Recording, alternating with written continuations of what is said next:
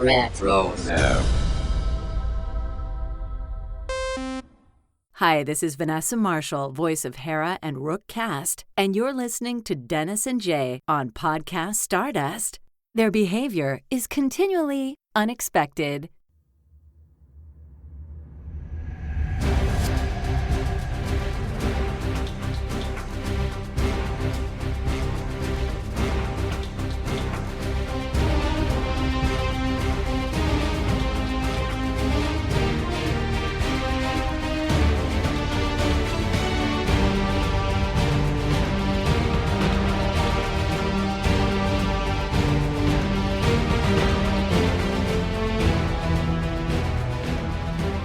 Welcome to Podcast Stardust. This is the fully armed and operational podcast dedicated to Star Wars news, reviews, and discussion. I'm Dennis Keithling. And I'm Jay Krebs. It may be Monday, but we have another episode of the Clone Wars to discuss as part of our rewatch series, so at least there's that. Before we get into that, though, Jay, I want to remind everybody what our social media contacts are.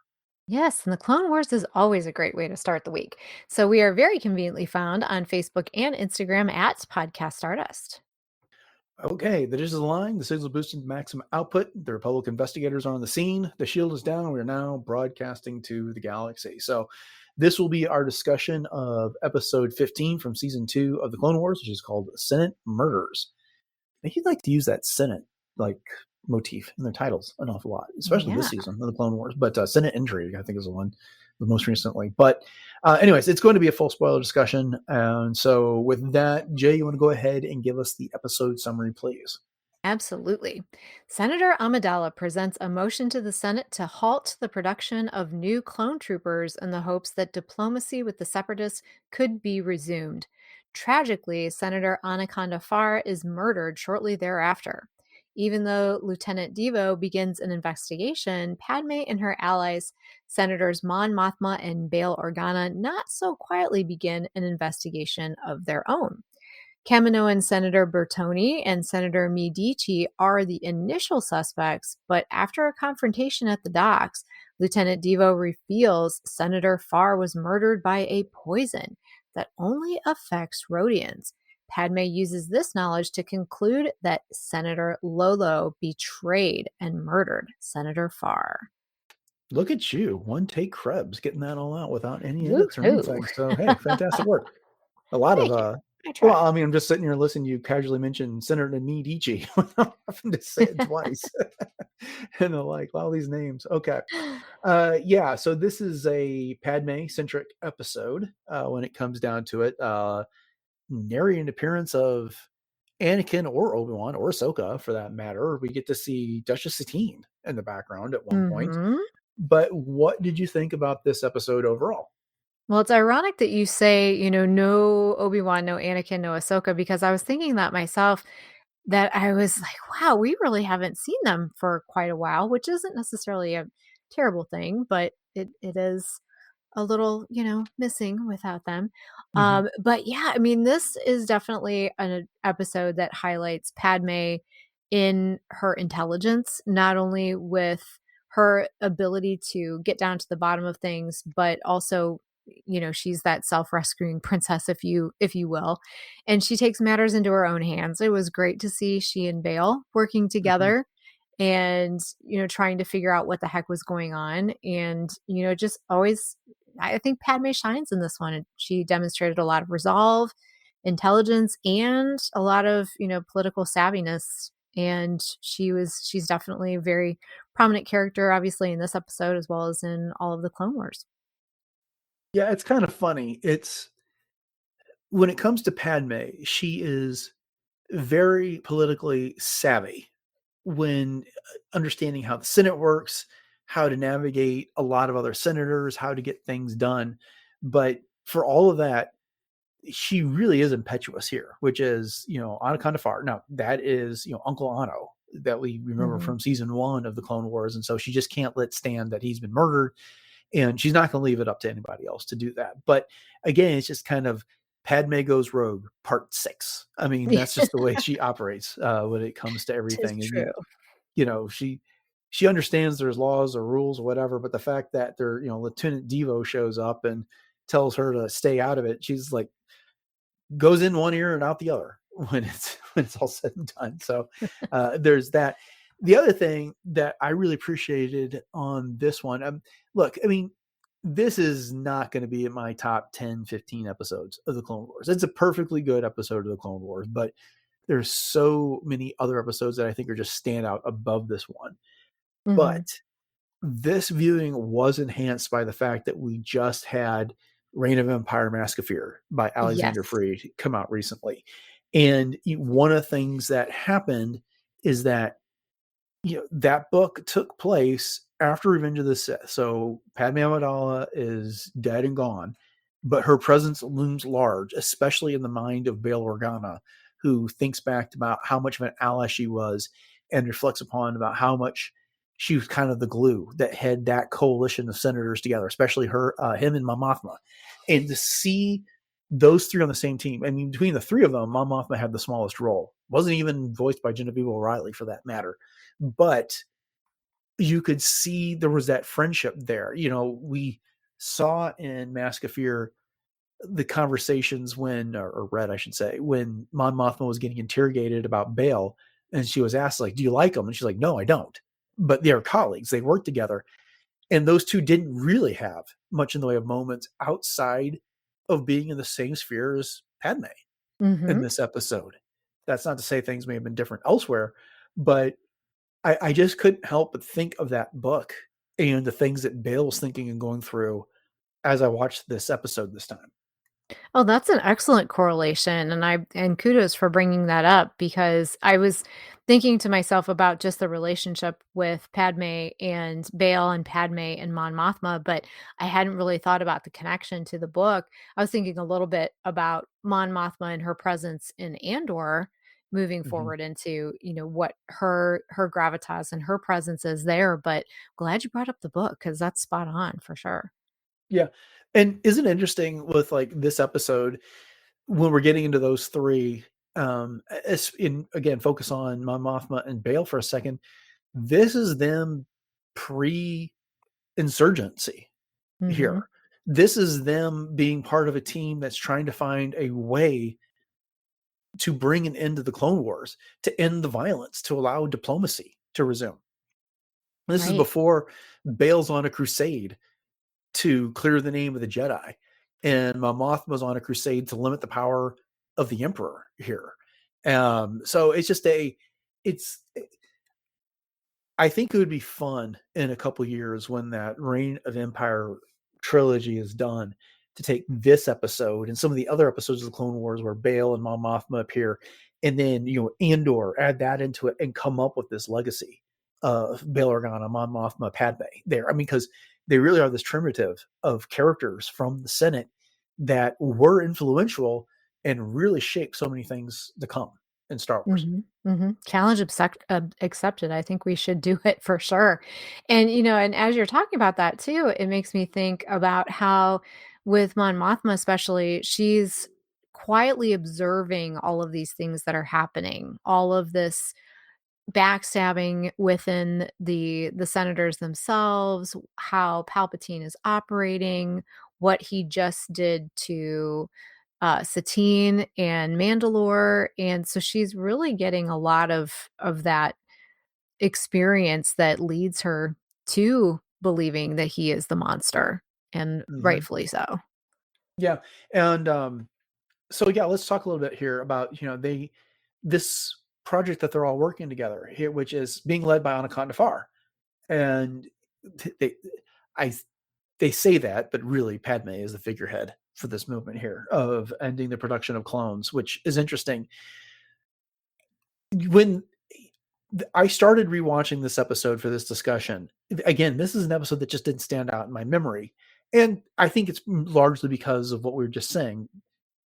uh, Ahsoka, Anakin, and Obi-Wan don't appear in it. And those are the big three of the Clone Wars when it comes down to it. If there's a big four, Padme is number four, or maybe Mhm. it's Rex. I'm not sure. There's a second tier of characters, and Padme is kind of on that tier. But uh, here, they've got this motion that they're going to try and end the production of clones to allow diplomacy to resume. Is this something that ever sounded like it would work to you? As far as trying to stop the production of the clones? The entire thing, which is we're going to stop production of clones, and that will mean we'll have to resort to diplomacy to come up with a resolution with the Separatists. Well, it's interesting because even in Revenge of the Sith, Padme repeats that exact same line. It's Mhm. time for diplomacy to resume. Mhm. When she's talking to Anakin, you're closer to the Chancellor now than anyone.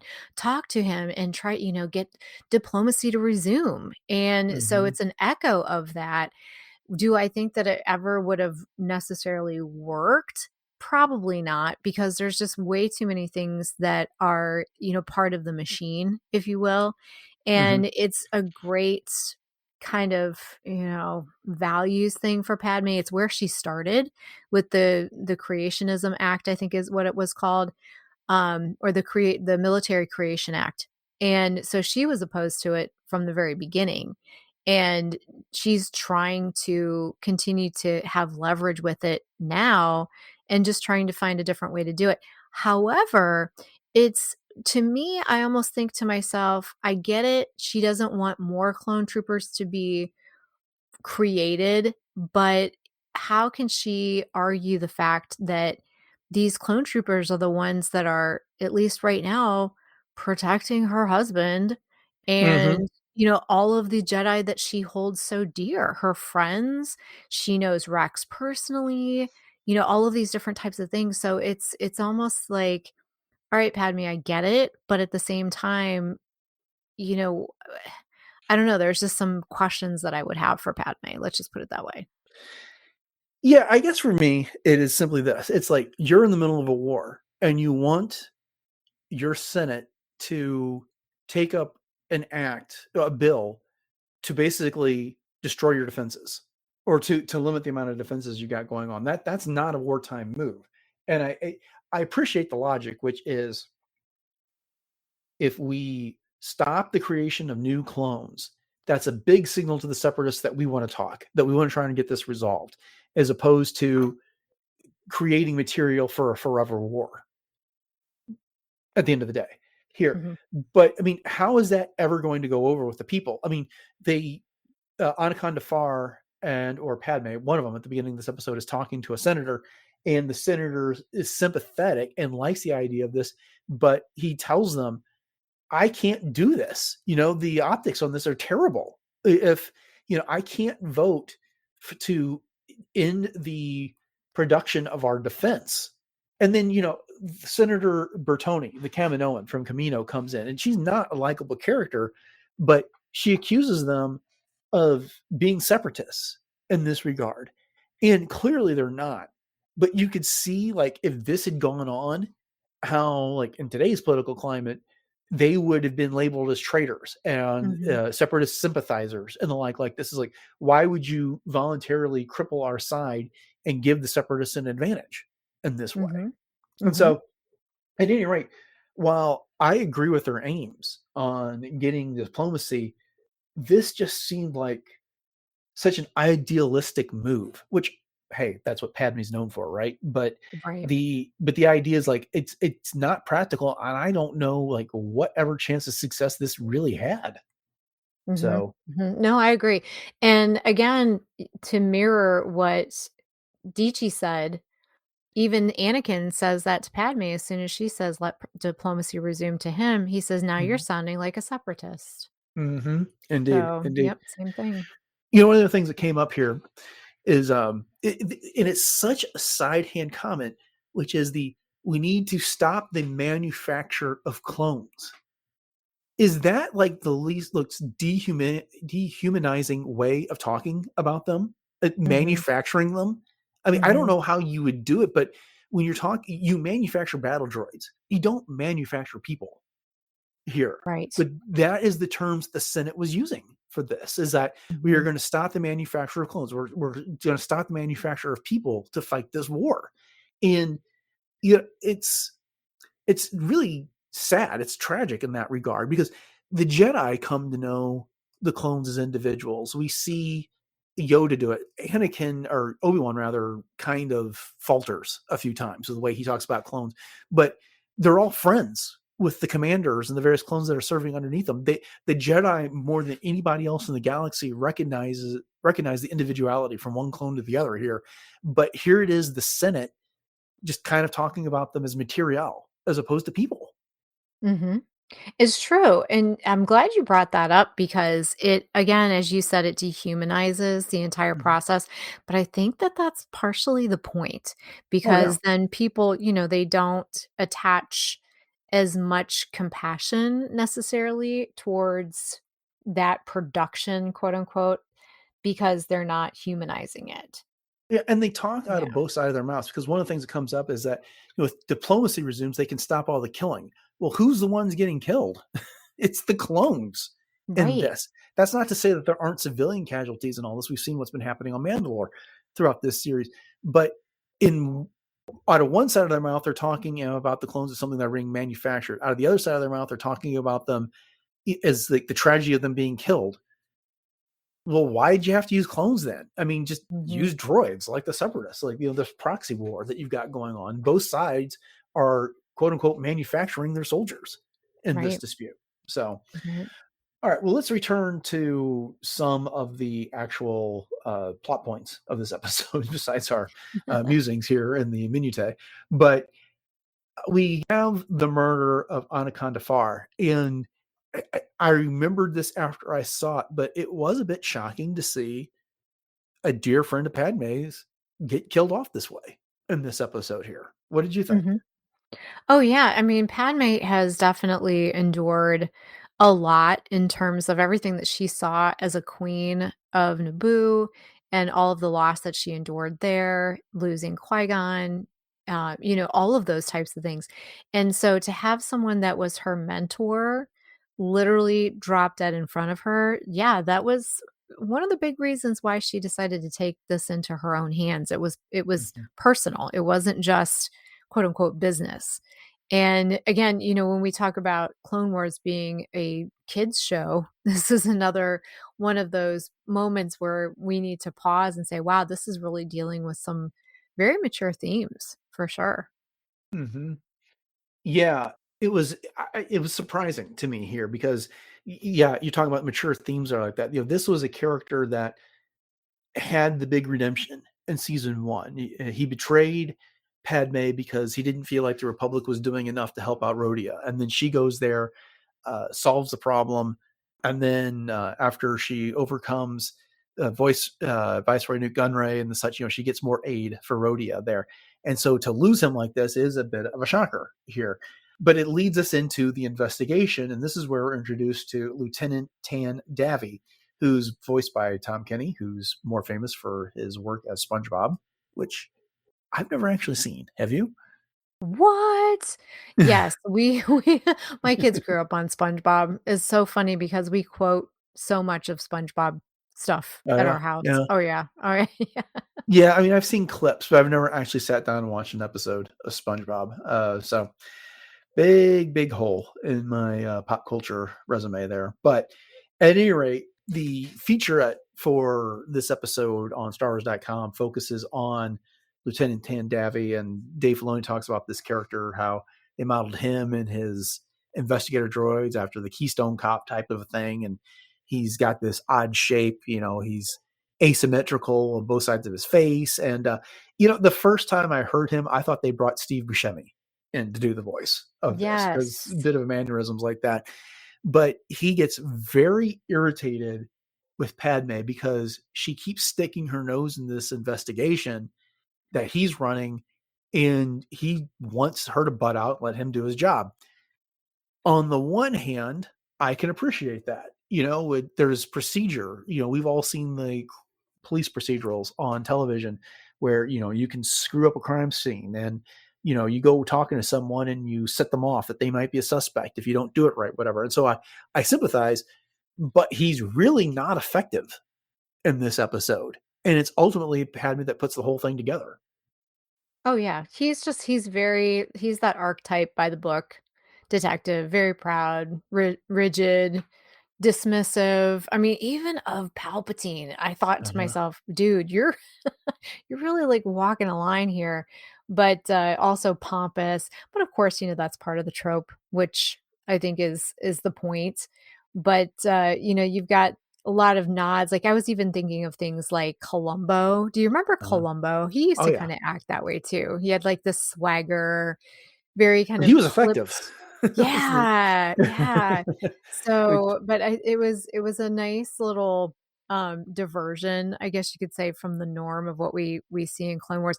I think it was in, I don't know if it was in the featurette or if it was somewhere that I saw how they even styled his deputy droids kind of after the Keystone Cops, yeah. and they Mhm. almost like in his big old forehead kind of mimics that too.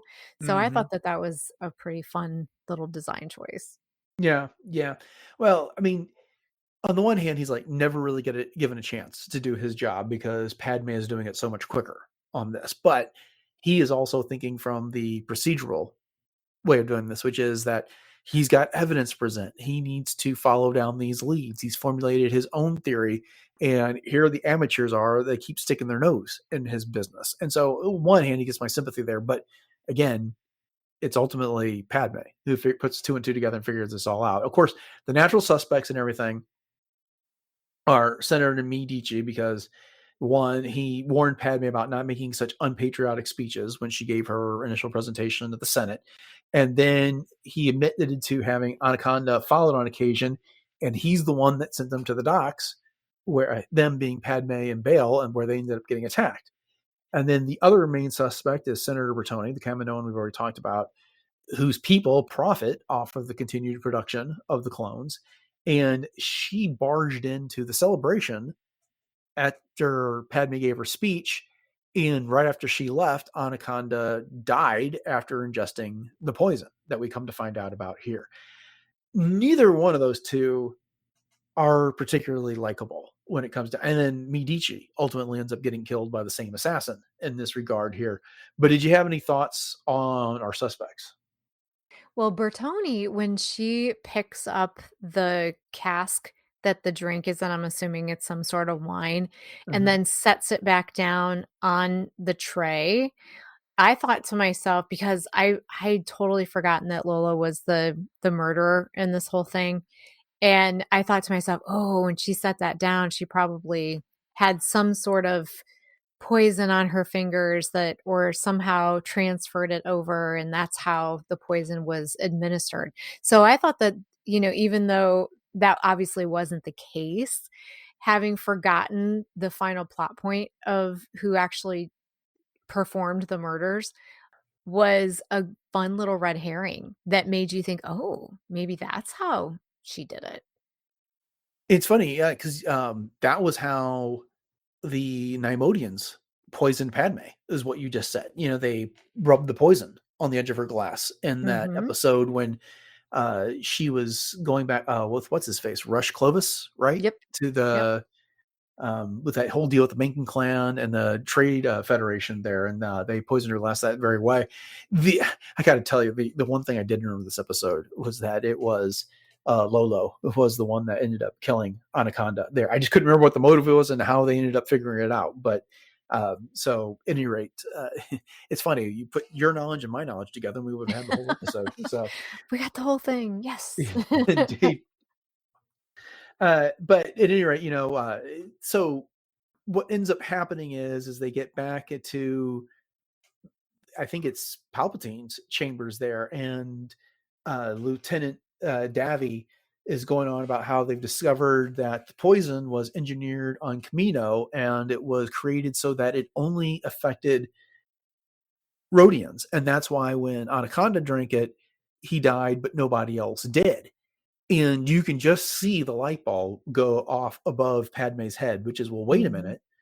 Senator Lolo was there, and she drank or didn't drink, and she's not dead in this situation. And so, she puts two and two together, and then basically Lolo outs herself by pulling a gun on Padme, and then she gets the drop on him and punches her out. And Lolo's motivation for all of this is that he brought their world into the war, and he briefly sided with the separatists, which did not improve anything.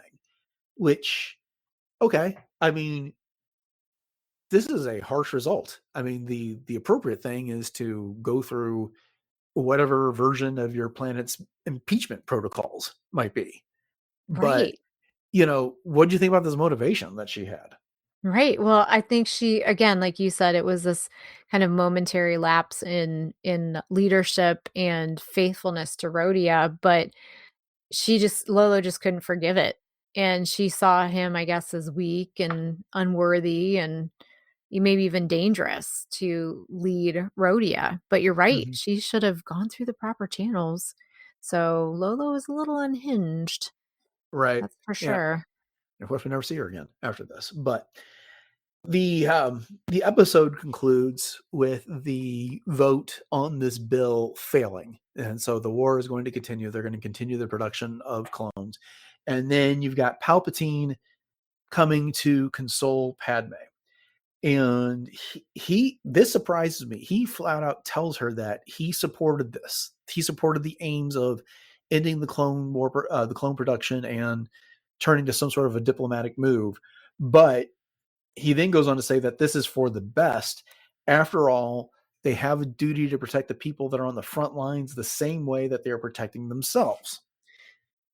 But if you rewind to this whole bit where Lolo gets outed as the traitor in all this, you can almost see like Palpatine lapping it up like Oh, this. It's yeah. just, it's like good, good.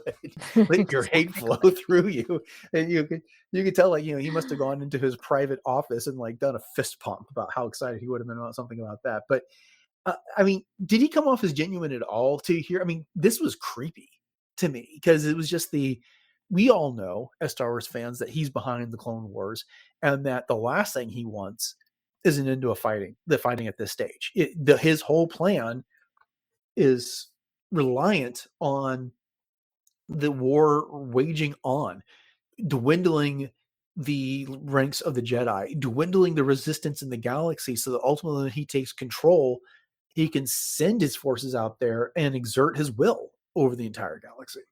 Oh, yeah. I mean, it's easy for us to see because we know what happens and we Uh-huh. know what his motivations are. But one thing Palpatine is an expert at is fostering this loyalty through the things that he says and through the way that he is able to make you believe that he's on your side, especially for Padme, just because the fact that she's from his home planet and they've known Mhm. each other for so long and they've gone through quote unquote so much together. And what you just said as far as his we need them on the front lines to protect, and that's exactly what I was getting at when I was saying like Anakin. Right. He knows. I mean, come on, he knows. But I mean, Mhm. clearly he eventually wants to stop clone production, because he ended it once the Empire took over. But at this point, no. Yeah, there's no army of Yeah. stormtroopers waiting in the wings. So I mean, he's Right. reliant on the clones, and besides the ones that are programmed with Order 66. Mhm. So he has to have them Exactly. around here. But yeah, all right. Well, that gets us through the episode. Do you have any other thoughts on this before we wrap things up? Well, I have one little nitpick, and I Okay. thought to myself that, okay, well, maybe it's just this one scene, but it was throughout the whole thing. Padme's eye color was all wrong because she has dark brown eyes. And in this episode, it was more of like a lighter hazel, Oh, almost okay. greenish. So I'm wondering what the heck was going on with the colorization. But at any rate, like I said, it threw me off a little bit because I'm like, wait a second. Padme's eyes are not that color, but If it was again, going to notice, it was going to nitpicky. be you on that. Yeah. Yeah. The Of other course. observation I would make is that, we mentioned that Duchess Satine appears here. And when I first saw her, that kind of threw me because she has no speaking role in all of this. And Mhm. Obi-Wan does not appear in any of this. And Mandalore is not any part of the discussion in all of this. And so my immediate thought is like, what is she doing here? And I guess the best explanation I can come up with is for this is that if she's not going to be on Mandalore, working with the likes of Padme and Mon Mothma to find a pacifist-like solution to everything is exactly what she would be doing. Mhm. So, but even then, but that's it. I mean, we see her in the background, kind of the side on one scene, but then never again in this episode. So, uh, Right. yeah, it was just I'd like to have understood a little bit more about her role and everything. Yeah. How cool would it have been for Satine to actually survive instead of being killed at the hands of Darth Maul and going on and becoming even part of the rebellion? Because I could see her, you know, trying to get in with Mon Mothma and Bail eventually. Oh yeah, sure. But alternatively, the fate that she has and the impact that it has on Obi-Wan, I think, is super powerful. Oh, So for sure. yeah. Okay. Well, then let's go ahead and start wrapping things up. Thank you all for joining us for this episode of Podcast Stardust and our discussion of the Clone Wars as we continue our rewatch. We hope you've enjoyed it. And we do this every Monday, at least while there isn't another current Star Wars show on Disney Plus. So if you want to get all of those upcoming episodes in our rewatch, make sure that you subscribe to the podcast on your podcatcher of choice. And if you've been enjoying our coverage, we'd greatly appreciate the favor of a 5-star rating and review on whatever podcatcher that you use, especially Apple Podcasts. And I cannot emphasize Apple Podcasts enough. That is the number one driver of algorithms across all platforms. So we could use some reviews, and would really appreciate it if you could help us out in that way. If you want to find more Podcast Artist content beyond what's going to be on your podcatcher, which is probably the last 1 to 300 episodes, head over to richesapp.com. You can find the entire back catalog of all previous 923 of them. Been doing this since 2019, so we got a lot under our belt under this 3 to 4 time a week format. So anyways, with all that said, Jay, I want to remind everybody where we can be found on social media and elsewhere across the internet. Sure. We are definitely a one-stop shop. Very easy to remember. We are at Podcast Stardust on all of your socials, including Facebook and Instagram, YouTube, and YouTube Music. So you can hit us up with some comments. And if you're heading over to YouTube and YouTube Music, please make sure you subscribe and share those out with your friends as well. And once again, check out our Pinterest boards for all kinds of fun things, everything Star Wars related. And then if you need a new closet refresh or just would like some Podcast Artist swag, you can hit up the link in our show notes. That'll take you over to our TeePublic store. And if you do happen to get something, please snap a picture and post it on one of those socials because we'd love to see where those things end up out in the wild. Okay. Upcoming on the show on Wednesday, we are going to have some fun with some Revenge of the Sith trivia. Actually, I should say I'm going to have some fun torturing Jay with some Revenge of the Sith trivia. And then on Friday, we are ending the week with some news discussion, assuming there is any. And if there's not, then we'll come up with something else to do. With all that having said, thanks for listening to episode 924 of Podcast Stardust, everyone. Have a great week. And until next time, may the Force